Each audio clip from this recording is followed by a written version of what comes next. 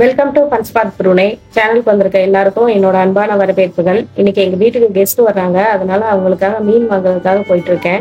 இன்னைக்கு ஹஸ்பண்ட நம்பிட்டு இருந்தா வேலைக்கு ஆகாதுன்னு தெரிஞ்சு போச்சு, அதனால நானும் என் பையனும் மீன் வாங்குறதுக்காக கிளம்பிட்டோம். ஏமா ஷனவ், இந்த இந்த பிக் கூட எடுங்க. பிக் அது இது ஸ்மால். எந்த கூட எடுத்துட்டு போவோம்? சின்னது வேணுமா பெருசு வேணுமா? பெருசு. ஓகே, அப்ப சின்னது அங்க வச்சிருங்க. சின்னது அங்க வைக்கணும். ஸ்மால் அங்க வைங்க. பிக் எடுங்க. பிக். எஸ், இதுதான் பிக். ஓகே, போலாம்.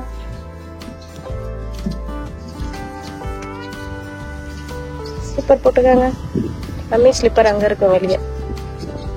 நான் போய் எடுத்துட்டு வரேன். எல்லாம் நான் வச்சுட்டேன்னு நினைக்கிறேன். இன்னைக்கு கிளைமேட் இங்க வெயில், நல்ல வெயில் அடிக்குது. ஓபன் பண்ணுங்க. Wow, super super. பெருசா இருக்கா? ஓகே, வாங்க போவோம். சொன்ன இங்க பாரு, வீட்டுல கொடி ஏத்தி இருக்காங்க. மேல பாரு, இது என்ன கொடி? இது என்ன கொடி? எல்லோ கலர் கொடி. ப்ரூனே நாட்டு கொடி. இது என்ன நாடு? இது என்ன நாடு? ப்ரூனே. இது என்ன ஊரு? இந்த ஊர் பேர் என்ன? இந்த ப்ரூனேயோட கொடி அது. அது என்ன கொடி? வாங்க உமா. இங்க எல்லார் வீட்லயும் கொடி ஏத்தி வச்சிருப்பாங்க. ஏன்னா இந்த ப்ரூனே நாட்டு மன்னரோட பிறந்த நாள் வருது, அதை கொண்டாடுற விதமா எல்லார் வீட்லயும் கொடி ஏத்தி இருக்காங்க. எங்க வீட்லயும் எங்க ஹவுஸ் ஓனர் இன்னைக்கு காலையில தான் வந்து அந்த கொடியை ஏத்தி வச்சுட்டு போனாங்க. நானும் என் பையனும் அப்படியே நடந்து பக்கத்துல இருக்க மார்க்கெட்டுக்கு வந்தோம். இங்க என்ட்ரு ஆனோம்னா ஃபர்ஸ்ட் காய்கறி மார்க்கெட் இருக்கும், அதுக்கப்புறம் ஃபிஷ் மார்க்கெட். வாங்க என்னென்ன மீன்லாம் இருக்குன்னு பார்ப்போம்.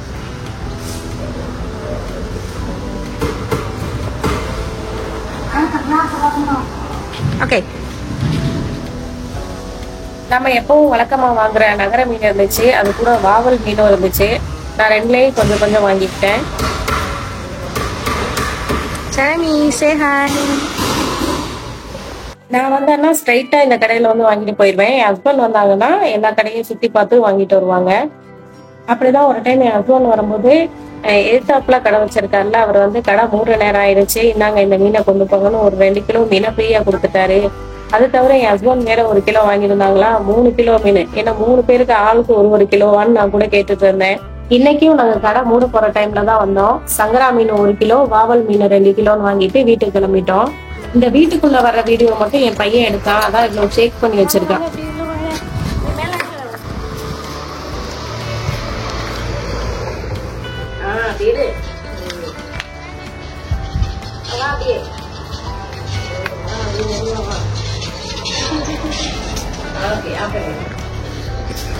மார்க்கெட் போற அவசரத்துல உங்களுக்கு எல்லாம் சரியா கூட ஹாய் சொல்லல. எல்லாருக்கும் ஹாய். மீனை வாங்கிட்டு வந்து வீட்டுல வச்சதுமே காய போட்ட துணி ஞாபகம் வந்துருச்சு. எல்லா துணியும் காஞ்சிருக்குமேனு அதை எடுத்துட்டு போலாமேன்னு வந்தேன்.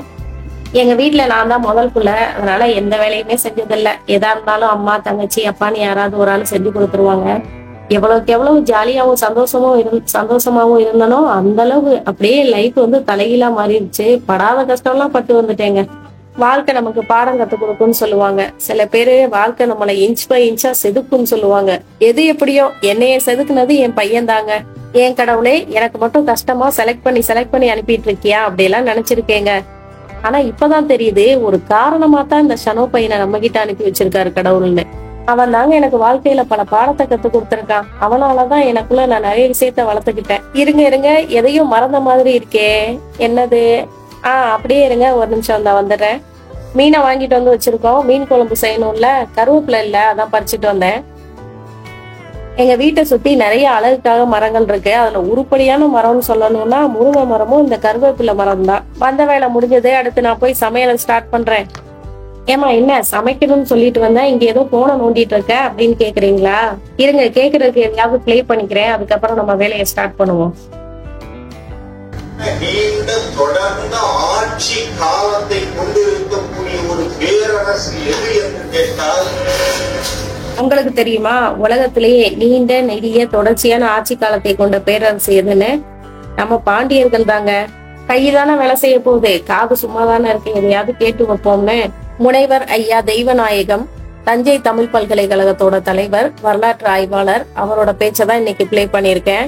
காலையில சமைச்சதே கிச்சன்ல சரியா கிளீன் பண்ணல. சோ முதல்ல அதை கிளீன் பண்ணிட்டு மதிய சமையல ஸ்டார்ட் பண்ணுவோம். குறிப்பிட்ட ஒரு நபரோட பேச்சை கேட்கறதுனால அவரோட எல்லா கருத்துக்கும் நம்ம உடன்படுறோம்னு அர்த்தம் கிடையாது. நம்ம காலத்துல நம்மளோட வாழ்ந்துட்டு இருக்க சிறந்த அறிஞர்கள்ல ஒருத்தர் தெய்வநாயகம் ஐயா. அவரோட பேச்சை அப்பப்ப நான் காதுல போட்டு வைப்பேன். இதெல்லாம் பார்த்துட்டு நீங்க இந்த பக்கம் தானே அப்படின்னு நீங்களா ஒரு டிசிஷன் எடுத்துடாதீங்க. நானும் உங்களை மாதிரி ஒரு காமன் மேன் தான். எனக்கும் உங்களை மாதிரி என்னோட மக்களையும் மண்ணையும் பிடிக்கும். அதனால அது சம்பந்தமான பேச்சை கேட்கவும் பிடிக்கும். நமக்கு சர்வசாதாரண இதெல்லாம். ஏனென்றால் பிரிட்டானிகா, உங்களுக்கு பிரிட்டானிய கலை கலைஞர் என்சைக்ளோபீடியா பிரிட்டானிகா இருக்க, அது ஒவ்வொரு இனத்தையும் அறிமுகப்படுத்துகின்ற பொழுது தமிழை அறிமுகப்படுத்துது. கோயில்கள் கட்டுவதில் வல்லுநர்கள் என்று அறிமுகம் செய்திருக்கு என்சைக்ளோபீடியா பிரிட்டானிகா. நீங்க ரெஃபர் பண்ணிக்கலாம். தமிழினம் என்றால் கோயில் கட்டுறவன். நீங்க எதுக்குன்னு சிற்பியெல்லாம் தேடுவாங்க. நம்ம புள்ள பிறந்த பிள்ளை இல்ல பொம்பளை பிள்ளைய ஆம்பளை பிள்ளைய எந்த பிள்ளைய வேணாலும் விளையாட விடுங்க, மணல்னாக்க உடனே ஒரு கோயில் கட்டி. அதுக்கு ரொம்ப ரொம்ப கொஞ்சம் மக்குள்ளானாக்கா ஒரு பக்கம் வாசல் இருக்கும். கொஞ்சம் திறமசாலி ஆப்போசிட் சைடு வரைக்கும் கையை விட்டுடும். திறமசாலிக்குள்ள 4 பக்கம் வாசல் வைக்கும். செங்கல்ல 4 கல்லு கொடுத்தீங்கன்னாக்க 2 கல்லை வச்சு மேல ஒரு படுத்த கல்லை வச்சு ஒரு குத்துக்கல் வச்சிடும். கொடுத்து பாருங்க சார், ரத்தத்துல இருக்கு சார், ஜீன்ல இருக்கு சார், தமிழனுடைய ஜீன்ல இருக்கு. Cultural engineering is nothing before tolerance. நான் உலகின் அதிசயங்கள் என்று சொல்லக்கூடிய ஏழையும் பார்த்தவன். அப்பதான் அந்த திமிர் வந்துச்சு. இவரோட ஸ்பீச் மட்டும் இல்ல, தமிழ் அறிஞர்கள் இல்ல வரலாற்று ஆய்வாளர்களோட லைவ்னா நான் முதல் ஆளா போய் உட்காந்து கேட்டுருவேன். ஆனா இன்னொன்னுங்க, யாரு என்ன சொன்னாலும் நம்ம அப்படியே தலையாட்டி வைக்கணும்னு ஒன்னும் அர்த்தம் கிடையாது. நமக்கும் ஆராய்ச்சி மனப்பான்மை எல்லாம் வேணும். அதனாலதான் நான் சாணக்கியாவும் கேட்பேன், சாட்டையையும் பார்ப்பேன். 2 எக்ஸ்ட்ரீம் எண்டையும் பார்த்ததுக்கு அப்புறம் தான் ஒரு முடிவுக்கு வரணும். அப்படி இல்லைன்னா நம்ம ஒருதலைபட்சமாவே இருக்கிற மாதிரி ஆயிடும். இவரோட ஸ்பீச் யூடியூப்ல நிறைய வியூஸ் போயிருக்கு. தெய்வநாயகம் ஐயான்னு சர்ச் பண்ணாவே வந்துடும். பிடிச்சிருந்தா கேட்டு பாருங்க. சிக்கனும் கொஞ்சம் வாங்கியிருந்தேன். அதை மேரினேட் பண்ணி ஃப்ரீசர்ல கொஞ்சம் நேரம் வச்சுக்கிறேன். அப்பதான் அந்த உப்பு காரம்லாம் சேர்த்து டேஸ்டியா இருக்கும். அடுத்து மீன். இதாங்க நான் வாங்கிட்டு வந்த மீன். அவங்களே கிளீன் பண்ணிட்டாங்க. வாவல் மீனை மட்டும் நல்லா சின்ன சின்ன பீஸா வெட்டி வாங்கிட்டு வந்துட்டேன். ஹவு மெனி பீஸ் அப்படின்னு கேட்டாங்க. நீங்க எவ்வளவு தின் ஸ்லைஸா போட முடியுமோ அப்படி தின்னா போட்டுருங்கன்னு சொன்னேன். ஆனா இந்த மீனை முழுசாவே வாங்கிட்டு வந்துட்டேன். என்னம்மா புகை வருது, கிச்சன்ல ஏதாவது சம்பவம் பண்ணிட்டியா அப்படின்னு கேட்டீங்கன்னா, இந்த மீனை ஓபன் பண்ண உடனே வெளியே இருந்து ஈயா வந்துருச்சு. நம்ம கிச்சன் வேற நல்லா ஓப்பனா இருக்கா, ஈயெல்லாம் வர்றதுக்கு ரொம்ப ஈஸியா இருக்கும் போல. கிச்சன் ஃபுல்லா ஈயா சுத்திட்டு இருந்துச்சு. அதனாலதான் இந்த கொசுபத்தி அது பேரு ஊதுபத்தியில இது பேரு சாம்பிராணி வச்சேன். வந்த ஈயெல்லாம் எங்க வீட்டுல அப்படியே தங்குனாலும் தங்கிரும் போல. அதனால கிளீன் பண்ண குப்பையெல்லாம் உடனே எடுத்துட்டு வந்து டஸ்ட்பின்ல போட்டேன். சாம்பிராணி வச்சுட்டோமா, இனிமே நம்ம கிச்சன் வாசனையா இருக்கும். அதோட இந்த ஈ எல்லாம் ஓடிடும். இங்க கொசு தொல்லை எல்லாம் கிடையாதுங்க. ஆனா இந்த ஈ இருக்கே, அதுவும் நார்மல் டேஸ்ல இருக்காது. ஆனா மீன் மட்டும் வாங்கினோம்னா எங்க இருந்துதான் வரும் தெரியாது, உடனே வந்துடும். இந்த ஏரியாவே செடியும் கொடியுமா பச்சை பசேல் தான் இருக்கு, கொசுவே இல்ல. ஆனா இந்த ஈ மட்டும் இருக்கு பாருங்களேன். இதுதான் நான் சுத்தம் பண்ண வாவல் மீன். எப்படி பாக்குறதுக்கே பளபளன்னு இருக்கா. அப்பதான் வந்து இறங்கி இருக்கும் போல. கடையில அப்படியே ஃப்ரெஷ்ஷா இருந்துச்சு. ஃப்ரெஷ்ஷா இருந்த மீனை வாங்கிட்டு வந்து மசாலா தடவி அப்படியே கொஞ்ச நேரம் ஓரமா வச்சாச்சு. அது அப்படியே இருக்கட்டும், அதுக்குள்ளேயே நம்ம குழம்பு வச்சிடலாம். ஃபர்ஸ்ட் சோறை வடிச்சிட்டு அதுக்கப்புறம் குழம்பு வைக்க ஸ்டார்ட் பண்ணேன். நான் மீன் குழம்புக்கு தக்காளியை மிக்சியில அடிச்சு சேர்த்துருவேன். இவ்வளவு சாம்பிராணி போட்டதுக்கு அப்புறம் இந்த ஈ பாத்தீங்களா, இன்னும் 1-2 இந்த பக்கம் சுத்திட்டு இருக்கு. அதனால முடிஞ்ச அளவுக்கு எல்லாத்துக்கும் கவர் போட்டே வச்சுட்டேன்.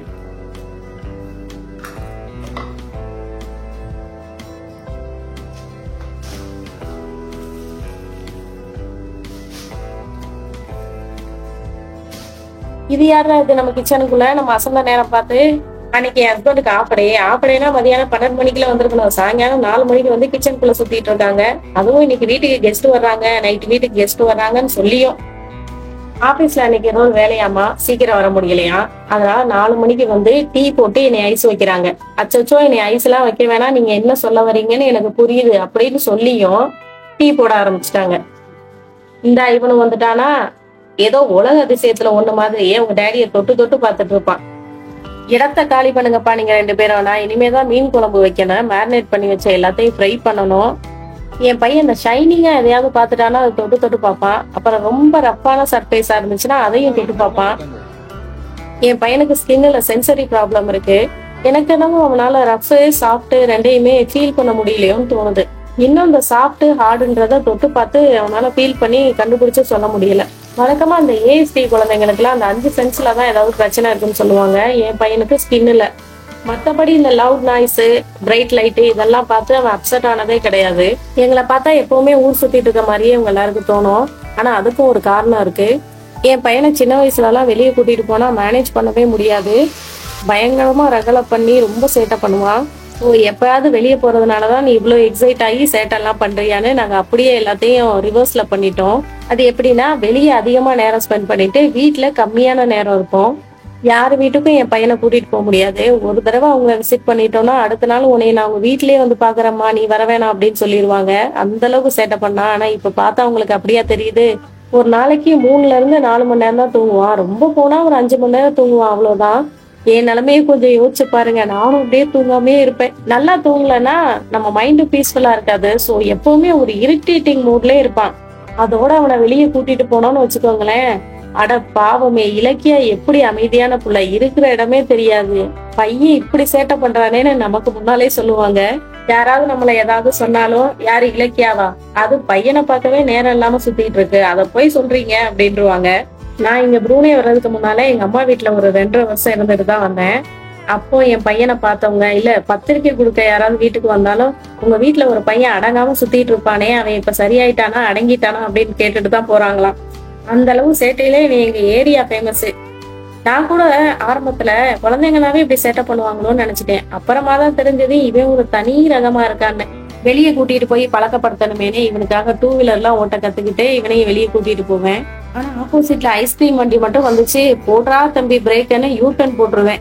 அப்படிதான் ஒரு நாள் இவனை வண்டியில கூட்டிட்டு போயிட்டு இருக்கும் போது, இவனோட போகும்போது ஸ்லோவா தான் போவேன். அப்படி ஸ்லோவா போயிட்டு இருக்கும் போது ஆப்போசிட்ல ஐஸ்கிரீம் வண்டி ஒண்ணு வந்துச்சு. 3 சக்கரம் இருக்கும், அதை தள்ளிட்டு வருவாங்கல்ல அந்த வண்டி.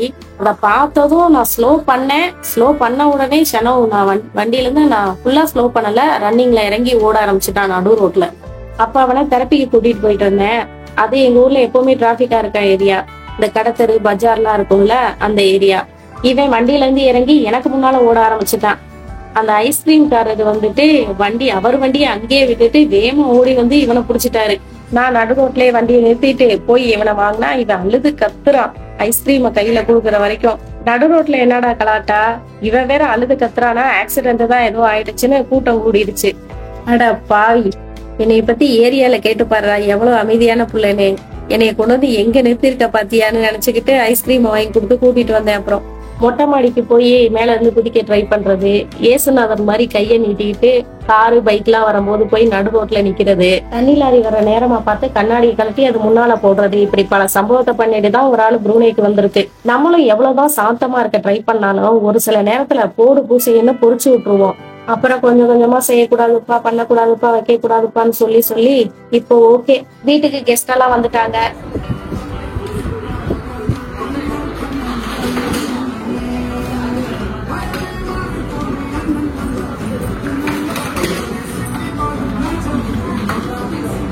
எல்லாரும் சாப்பிட்டோம். இன்னைக்கு என்ன திடீர் விருந்துன்னு கேட்டீங்கன்னா, இங்க ஒரு குட்டி பாப்பா இருக்காங்கல்ல, அவங்களும் அவங்க அம்மாவும் இந்தியாவுக்கு போறாங்க. அதான்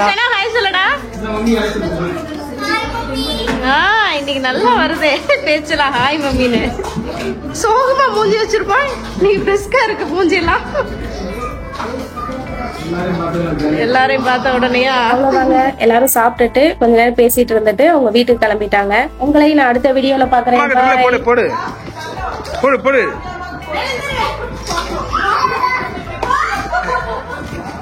அத்தைக்கு போடு, அத்தைக்கு ட்ரில்ல போடு. போடுமா வேணாமா?